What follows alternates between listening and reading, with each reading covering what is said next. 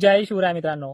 आज आहे 21 तारीख, 5 वाजलेत आणि चक्क पुण्यामध्ये, साताऱ्यामध्ये, कल्याण, चिपळूण अशा अनेक भागांमध्ये मेघगर्जनेसह मुसळधार पावसाला सुरुवात झाली आहे. संध्याकाळपर्यंत तुम्हाला त्याच्या बातम्या पण येऊन जातील. आणि जी उद्याची 22 तारीख दिली आहे, मध्यरात्रीपर्यंत मराठवाडा, विदर्भात बऱ्याच ठिकाणी, पश्चिम महाराष्ट्रात सुद्धा आणि खानदेशामध्ये सुद्धा चांगल्या व्याप्तीचा पाऊस 22 तारखेच्या मध्यरात्रीपर्यंत येतोय.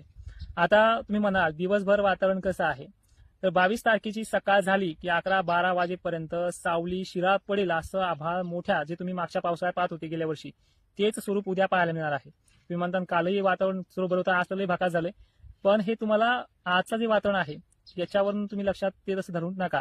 ही परिस्थिती खूप चांगली आहे आणि ज्या ठिकाणी आलनोनीची भाषा, दुष्काळाची भाषा बोलायची जात होती सारखं सारखं, त्या माध्यमातून सुद्धा पाऊस चांगला सांगितला जातोय. म्हणजे हा जो आपण एकनिष्ठ राहिलेचा बदल आहे ते तुम्हाला उद्या 22 तारखेला मध्यरात्रीपर्यंत पाहायला मिळेल. तुम्ही 23 तारखेला सकाळी मला कमेंट करायच्यात ह्या चॅनलवरती, आपल्या ज्या काही सोशल मीडियाच्या अकाउंटवरती आहे.